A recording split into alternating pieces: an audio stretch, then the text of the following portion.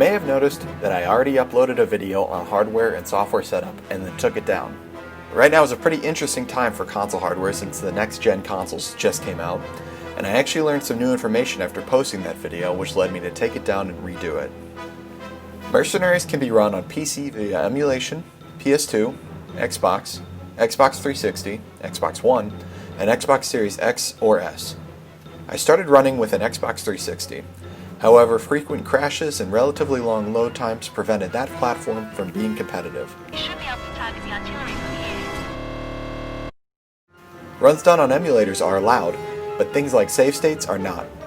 I personally have no experience with or advice for emulating the game, but there are some people in the Discord server who could probably help you out if you want to go down that route. Mercenary speedruns are timed using RTA as opposed to IGT. RTA stands for real-time attack, IGT stands for in-game time. Because we use RTA, loading times are the main consideration for different hardware platforms. A PS2 running Mercs can take 15 to 30 seconds to load, while the Xbox One X, which is my current platform, only takes 1 second.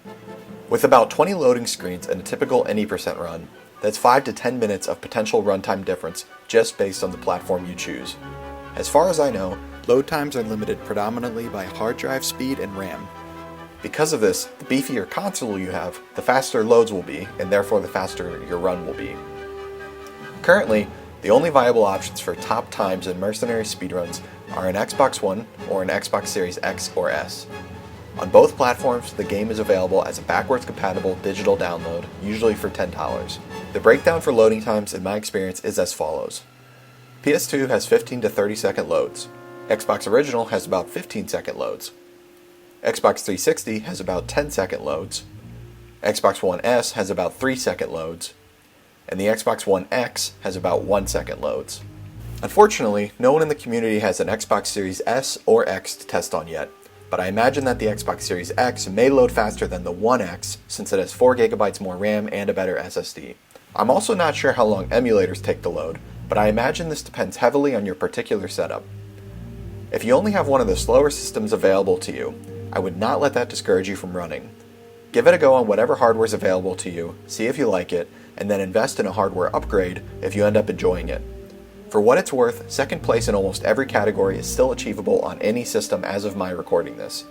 One thing I will say is that if you plan to run it on a PS2, keep in mind that the game runs much better on Xbox.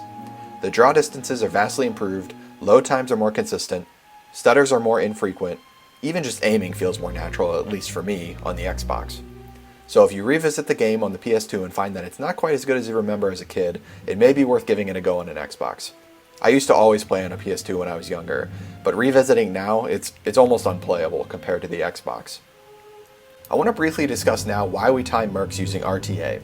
It may seem confusing, given that load times are so variable between platforms and that the game already provides IGT at the end of the credits. Unfortunately, IGT is not a reliable timing method for a few reasons. The main reason is that the menu times are not included. This means that we'd have no reliable way to prevent runners from pausing to take breaks during runs, which kind of ruins the spirit of a speedrun. There's also some level of skill involved in navigating menus. Furthermore, saving and loading is actually a key part of some Mercenary speedrun categories, but saving and loading resets IGT. It would be way too easy to splice and spoof runs by saving and loading at key points. Those are just a few of the reasons why IGT isn't viable. Because of this, most people in the community agree that we want to stick with RTA, at least to some extent.